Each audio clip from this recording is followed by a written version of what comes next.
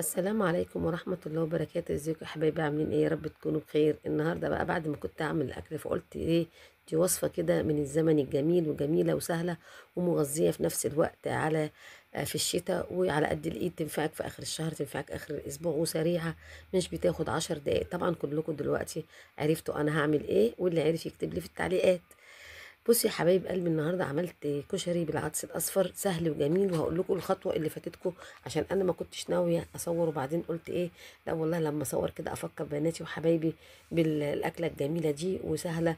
ورادي جايين من المدرسه جعانين كده، وتدفيهم في الشتاء القارس ده. الايام الجايه صعبه قوي يا بنات في الشتاء، في الساعه. بس خلي بالكم بقى من العيال والبرد والنزلات اللي نازله اليومين دول. اهم حاجه اليانسون والليمون، وتدفوا ولادكم غصب عنهم، يا عيني هينزلوا عشان في امتحانات داخله عليهم. ربنا يا رب يحفظ ولادنا جميعا يا رب.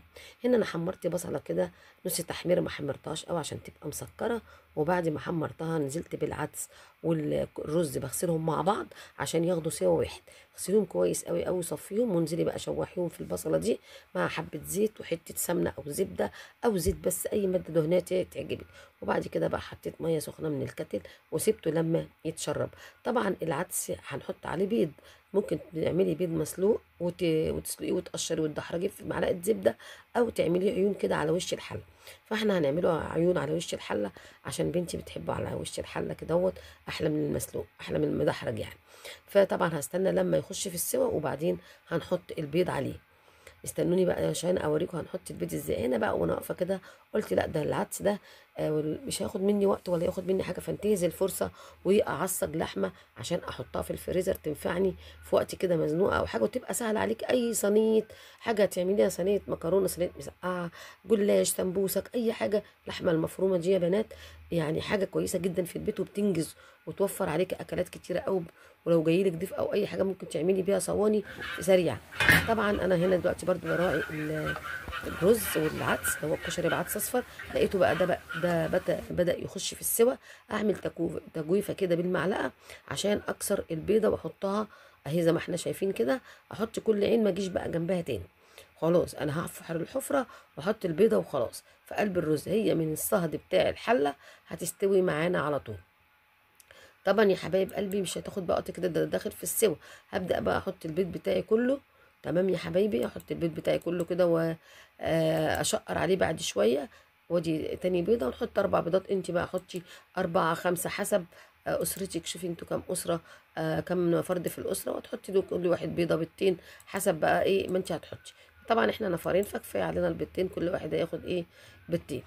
عملت زي ما انتوا شايفين كده. قشرة بيضة وقعت مني غصب عني اشيلها اهو. شايفين كل حبة رز كده هيبقى معاهم عين بيض. هبدأ بقى احط عليهم شوية فلفل اسود كده وشوية ملح صغيرين، عشان طبعا البيض من ايه ما يبقاش فيه اي زفار. هنا وقع مني فلفل كتير، بس مش مشكلة، ما هيتقلب زي ما احنا شايفين بقى كده اهو. ابدأ بقى احط ايه، الغطا بتاعي واغطيه اهو. بحاول اشيل شويه فلفل تاني احطهم كده عشان ما تبقاش بس البيضه حراقه قوي على اللي هياكل. انا اغطي عليها برده، واروح اراعي زي ما قلت لكم. هراعي ايه؟ هراعي اللحمه بتاعتي اللي انا بتبلها. انا بحطها على النار يا بنات من غير اي ماده دهنيه، ومن اي غير اي حاجه. تنزل الاول الميه بتاعتها وتكون على نار عاليه علشان كل الميه اللي فيها تبك منها وتشربها منها فيها. وبعد كده جبت معلقه ليا كبيره كده عشان تديها طعم حلو، اللي هي بتدي يا بنات اللحمه طعمها حلو قوي. لو ما عندكيش ليا ممكن تحطي ايه، ممكن تحطي حته دهنه من اللي بتيجي مع اللحمه دي، بتدي طعم حلو قوي. حتى لو اللحمه بتاعتك مستورده والله ما هتحسي انها مستورده خالص. وطبعا نكتر ايه، نكتر البصل. انا بقى طبعا لسه ما حطيتش اي حاجه الا الماده الدهنيه، وحطيت ورق لوري صحيح، ورق لوري مطحون، بيدي ريحه حلوه قوي، او بيشيل اي زفاره. وشويه ملح بقى وفلفل وبهارات لحمه. ونقلب بقى ده كله ون ايه، ونتشرب اللحمه بتاعتنا في الحاجات دي كلها. وما تنسيش الملح عشان انا دايما بنسى الملح. نحط بقى كده الملح بتاعنا ونظبطهم زي ما احنا شايفين. بعد كده بقى جبت بقى في الكبة حوالي نص كيلو بصل او اقل شويه. طبعا برضو البصل حسب رغبتك وحسب مزاجك. البصل كل ما بيكتر في اللحمه المفرومه بيسكرها يا بنات وبيزود الكميه. لو انت عايزه بقى تبشري معاها بصل، بتاع ده، تبشري معاها طماطمايه، قرن فلفل. عايزه تسيبيها هي كده بس، عايزه تبشري معاها جزر، برضو بتدي طعم حلو وبتزود الكميه في نفس الوقت. انا بشرت بس قرن فلفل، وبشرت معاها طماطمايه تطعمها لي كده، ومسكت بقى ده كله ورحت ايه، ضربه. طبعا بوريكم بحط بابريك عشان اللحمه تبقى معايا حمرا، علشان طبعا احنا البصل ما يبانش بقى مع اللحمه مع كله، ويديك طعم ايه، طعم اللحمه. البصل بقى بيشرب من اللحمه والحاجات دي والبهارات، بيبقى طعمه جميل قوي. زي ما احنا شايفين يا بنات، والتفريزات دي تنفع معاكم لشهر رمضان، تنفع واحده موظفه، واحده بتنزل الشغل مثلا، بتيجي متاخره، فيبقى اكلها كله جاهز. زي ما احنا شايفين، بصوا بقى الالوانات بقى ادت منظر جميل زي مع البصل. ادي البصل المطحون مع الفلفل مع الطماطمايه، هحطهم بقى على اللحمه واقلبهم كده كويس قوي عشان كله يبقى مع بعضه. بس بصوا يعني ما تطحنيش البصل قوي قوي قوي، عشان برضو يبقى مدي تسكيره كده في قلب الاكل بتاعك. ماشي يا بنات، اهو اديني حطيت عليها البصل، ياخد بقى ويدي مع لحد لما ميه البصل تنزل وتتشرب. ابدا بقى ايه، اعمل ايه بقى، اوطي عليها شويه. انا شلت شويه كده من التتبيله عشان اقول لكم دلوقتي انا هعمل حبه، هعمل ايه بحبه التتبيله بتاعت البصل اللي انا شلتها دي، ام فلفل وكده اهو. خدت بقى ايه، زي ما احنا شايفين الرز بتاعي استوى اهو، والبيض بتاعي استوى. خلاص هغطي بقى عليه الحله واسيبه كده. طبعا بتجسي كده البيضه بتلاقي الصفار والبيض استوى خلاص. اروح بقى اشوف اللحمه بتاعتي شربت ميتها وبدات تخش في السوا متفرفطه ايه، وكل حته كده لوحدها. لازم تكون مفرطه كده يا بنات، ما تبقاش اللحمه بتاعتي الكتل كده، لا. زي ما احنا شايفين اهو، مفيش ميه مفيش حاجه، كله هيتشرب بقى لبعضه.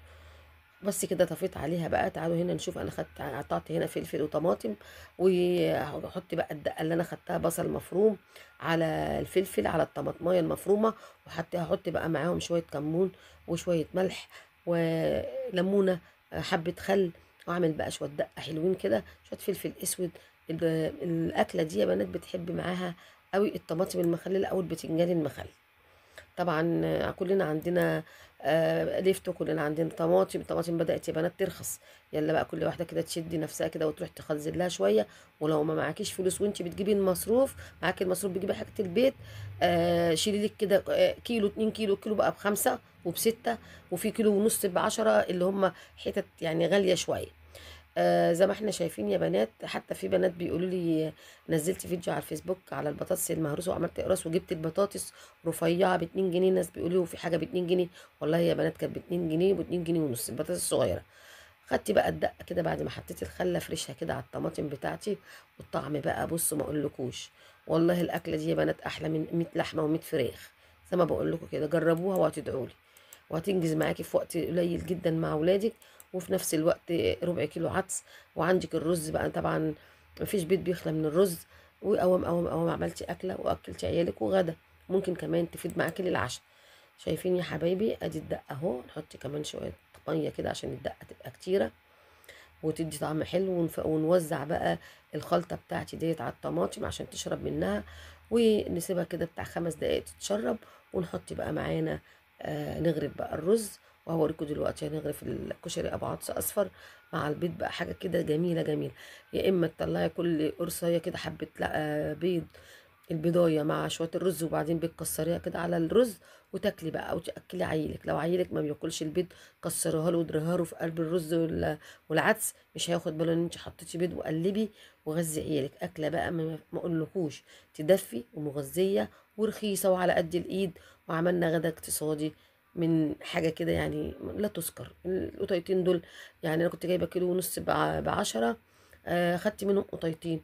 وادي عندي اللحمه المفرومه خلاص، انا بس مستنيه انها تتشرب خالص. لكن دي الماده الدهنيه اللي انا بوريها لكم دي، دي معلقتي اللي انا كنت مسيحه فيها. خدت بقى اللحمه فرستها، عملتهم 5 اكياس لان هم كيلو، يعني حوالي كل واحد ربع كيلو. وطبعا البصل اللي انا حطيته يبقى 5 اكياس، طلعوا كيلو وربع كده. بعد ما حطينا البصل والحاجه، عملوا لي 5 اكياس تقدري تعملي منهم اكلات.